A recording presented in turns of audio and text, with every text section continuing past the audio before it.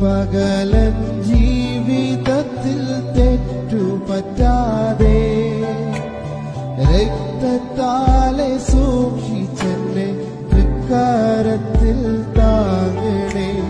രക്തത്താലെ സൂക്ഷിച്ചെന്നെ തൃക്കരത്തിൽ താങ്ങണേ.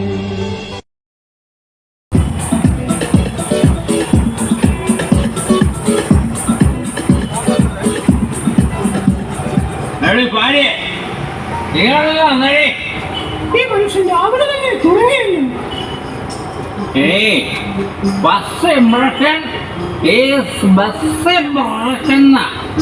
രാവിലെ തന്നെ തുടങ്ങിയാലേ ശരീരത്തിനൊരു ഉന്മേഷമൊക്കെ കിട്ടും. നിങ്ങൾക്ക് കുടിച്ച് രസിച്ചാൽ മതിയല്ലോ. ഈ കുടുംബത്തിന്റെ മറ്റു കാര്യങ്ങളൊന്നും അറിയണ്ടല്ലോ. നീ എന്തെന്നാണ് പറഞ്ഞ കുടിച്ച് രസിക്കുന്നോ? നീ ഇതൊന്ന് കുടിച്ചു നോക്കണേ. എന്ത് കഷ്ടപ്പെട്ടിട്ടാ ഞാനിതൊന്ന് കുടിച്ചിറക്കുന്നത്. അമ്മേ, എനിക്ക് കോളേജിൽ പോകാൻ സമയമായി. ആ മോനെ, നീനും പോയി ഒന്ന് നന്നാവടാ. നിങ്ങളുടെ അല്ലേ മോൻ? 8 കുളം 10 കുളം അല്ലേ?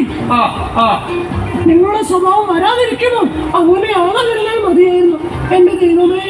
അയ്യോ അയ്യോ, എടാ നീ പുന്നാരിച്ച് വളർത്തിയൊരു മോളുണ്ടല്ലോ, അവളെ എന്തിയാടി? ഞാൻ ഉണ്ടാക്കിയതെല്ലാം ഇട്ടിട്ട് അവളെന്നെ ഈ പരമ ദുഃഖത്തിലാക്കിയിട്ട് പോയില്ലേ അവള്. ഇത് ഞാൻ രാവിലെ തന്നെ പഴംപുരാണം തുടങ്ങി. അതെങ്ങനെ എന്റെ കെട്ടുകാരോട് പണയം വെച്ചിട്ടല്ലേ മനുഷ്യൻ നിങ്ങൾ കുടിച്ചത്? അവളെങ്കിലും പോയി രക്ഷപ്പെടട്ടെ. അമ്മേ, ഞാൻ ഇറങ്ങുന്നു.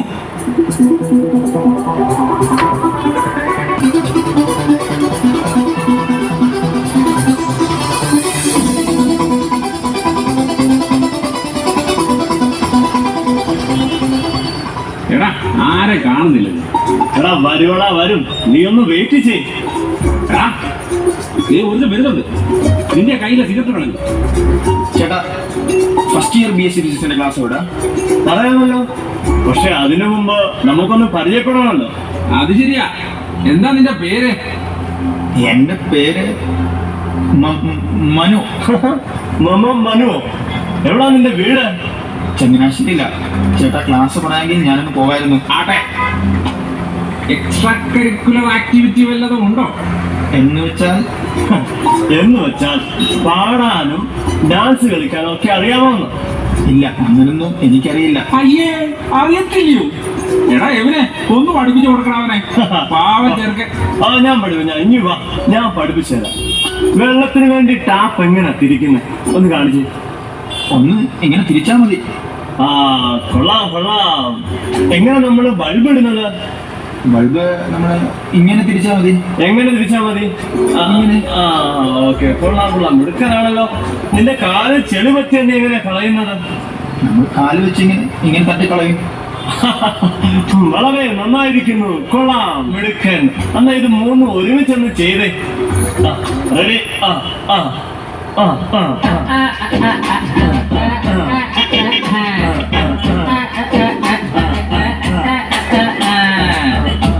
എന്തിനാ കരയുന്നത്? നീ പേടിക്കേണ്ട കാര്യമാണ്. മോനെ, ഇതാണ് ഡാൻസ്. ചേട്ടാ, ഇനി ഞാൻ പോട്ടെ.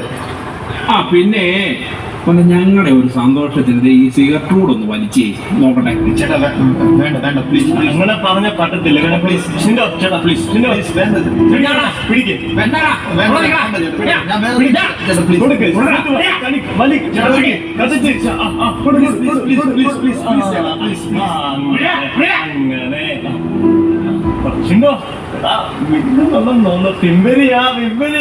പിമ്പരിയായി ലഹരിയുടെ മാസ്തര ലോകം.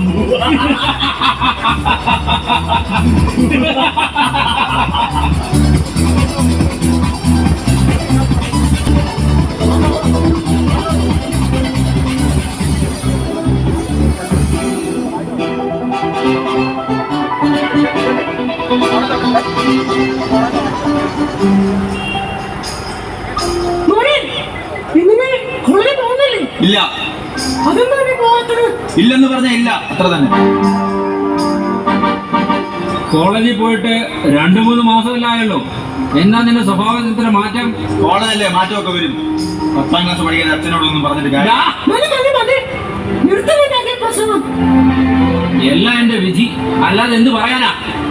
മക്കളെ കണ്ടും മാമ്പൂ കണ്ടും ഒരിക്കരുതെന്ന് പഴമക്കാർ പറഞ്ഞത് എത്ര സത്യമാണ്. തുടങ്ങി. മതി മതി, നീ എവിടെ പോകുന്നു? ഇവരെന്നാ എനിക്ക് ഭ്രാന്തി പിടിക്കും. ഞാൻ പോവാ. എടി, അവന്റെ സ്വഭാവത്തിൽ എന്തോ കാര്യമായ മാറ്റമുണ്ടല്ലോ. അതെ അതെ, ഞാനും ശ്രദ്ധിച്ചു. എന്താ ഒരു ദേഷ്യം? നമ്മുടെ ആ പഴയ മനുമോനെ അല്ല അവനിക്ക്. അതെ, ഏത് ദിവസങ്ങളിൽ റൂമിൽ തനിയെ ഒരുപാട് സമയം ഇരിക്കുന്നത് ഞാൻ കണ്ടു. നീ അവനെ ഒന്ന് ശ്രദ്ധിക്കണം. എന്താണെന്ന് അറിയില്ല, എന്റെ മനസ്സിനൊരു പിടച്ച. ദൈവമേ, എന്താണോ ഞങ്ങളുടെ മരുമോൻ?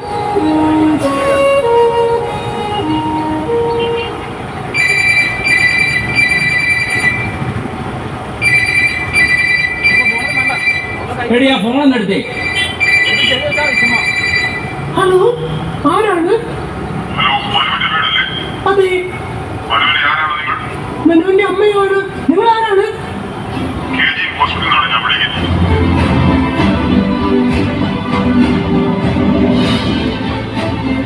എന്ത്?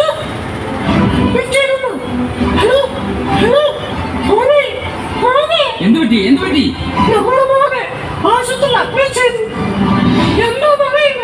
നീ ഒന്ന് മോനെ, നീ ഒന്ന് സമാധാനിക്കേ. നീ ഒന്ന് സമാധാനിക്കേ. നമ്മുടെ മോൻ വരൂ. ഞാൻ പോയി നോക്കിയിട്ട് വരാം.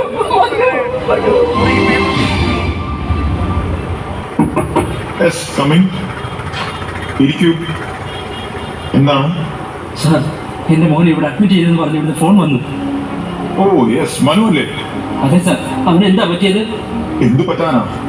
പണം കൊടുത്ത് മോനെ കോളേജിൽ അയക്കുമ്പോൾ അവനെ ഒന്ന് ശ്രദ്ധിക്കാൻ മറന്നുപോയി അല്ലേ? സാർ, എന്താ സാർ? ഒന്ന് തെളിച്ചു പറ. മോനെ മയക്കുമരുന്ന് ഉപയോഗിച്ചപ്പോൾ ഒന്ന് വിലക്കായിരുന്നല്ലോ. സാർ, എന്റെ മോനോ അങ്ങനെ ഒരിക്കലും ചെയ്യില്ല. അല്പസ്വല്പം മദ്യം ഞാൻ കഴിക്കും, പക്ഷെ അവനെ ഞാൻ ഇതൊന്നും ചെയ്യാൻ അനുവദിച്ചിട്ടില്ല. ഹേ മിസ്റ്റർ, അത് നിങ്ങളുടെ ഒരു തെറ്റിദ്ധാരണ മാത്രമാണ്. മദ്യത്തിന്റെ വഴിയിലൂടെ നിങ്ങളുടെ ജീവിതം പോയപ്പോൾ മകനെ ഒന്ന് ശ്രദ്ധിക്കാമായിരുന്നല്ലോ.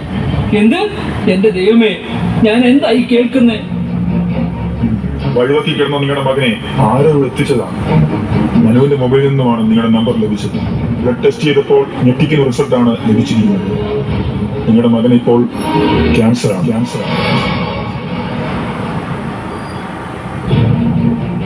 എന്റെ മകന് ക്യാൻസറോ? അതെ, but now it is critic stage. Doctor, എന്റെ മോനെ ഒന്ന് രക്ഷിക്കാൻ കഴിയുമോ? നിങ്ങളെ പോലെ എത്രയോ അച്ഛനമ്മമാർ മക്കളെ കഷ്ടപ്പെട്ട് പഠിപ്പിക്കുന്നു. ആ കഷ്ടപ്പാടിന് വിലയറിയാതെ ലഭിക്കുന്ന പണം ലഹരിയുടെ മാസ്മരിക ലോകത്തിൽ ദൂർത്തടിക്കുവാൻ അവർ ഉപയോഗിക്കുന്നു. ഫലമോ ലക്ഷ്യം നഷ്ടപ്പെട്ട് ജീവിതം ഹോമിക്കപ്പെടുന്നു. സാർ, ഈ പറയുന്നതൊന്നും എന്റെ തലയിൽ കയറുന്നില്ല. അവന്റെ കാലിൽ ഒരു മുള്ളു കൊണ്ടാൽ വേദനിക്കുന്ന അവന്റെ അമ്മയോട് ഞാൻ എന്താ പറയേണ്ടത്? ഈശ്വര, ഇനി എന്താ ചെയ്യേണ്ടത്? എല്ലാം ദൈവത്തിന്റെ കരങ്ങളിലാണ്. ഞങ്ങൾക്ക് ചികിത്സിക്കാൻ മാത്രമേ കഴിയൂ. മോനെ വരൂ. എന്ത് പറ്റി നമ്മുടെ മോന്? എന്ത് പറ്റി? എന്നോട് പറയൂ. നീ വിഷമിക്കരുത്. നമ്മുടെ മോന് എന്ത് പറ്റി അവന്? അവന് ക്യാൻസറാണ്. ദൈവമേ, ഞാൻ എന്തായി കേട്ടു? ഇല്ല, എനിക്ക് സഹിക്കാനാവുന്നില്ല. മോനെ, മദ്യത്തിന്റെയും മയക്കുമരുന്നിന്റെയും നശിച്ച പാത പിന്തുടരുന്ന എന്റെ ജീവിതം അത് കണ്ടുപിടിച്ച് എന്റെ മോൻ. ദൈവമേ, ലഹരിയുടെ ലോകത്ത് ഞാൻ ജീവിച്ചപ്പോ എന്റെ കാഴ്ചവെട്ടിലെ മണ്ണ് ഒലിച്ചുപോയത് ഞാൻ അറിഞ്ഞില്ല. എന്റെ ജീവിതം തകർത്ത ഈ മദ്യം ഇന്നു മുതൽ ഞാൻ ഉപേക്ഷിക്കുകയാണ്. ഈ ദുർഗതി ഒരു കുടുംബത്തിനും വരാതിരിക്കട്ടെ. പ്രിയ സുഹൃത്തുക്കളെ, ഇതുപോലെ എത്ര കുടുംബങ്ങളാണ് ലഹരിയുടെ കണ്ണീർ കയറ്റിൽ മുങ്ങിക്കൊണ്ടിരിക്കുന്നത്. മദ്യവും മയക്കുമരുന്നും കുടുംബ ബന്ധങ്ങളുടെ താഴ്വേരടക്കുമ്പോൾ, വാർദ്ധക്യത്തിൽ താങ്ങാകേണ്ട മക്കൾ അകാല മൃത്യു അടയുമ്പോൾ പകച്ചു നിൽക്കുവാനേ മനുഷ്യന് കഴിയുന്നുണ്ട്. കുടുംബ ബന്ധങ്ങളുടെ നെടുന്തൂണാകേണ്ട ആധുനിക യുവതലമുറ മയക്കുമരുന്നുകളുടെ കൊടുങ്കാറ്റിൽ നിലം പതിക്കുകയാണ്.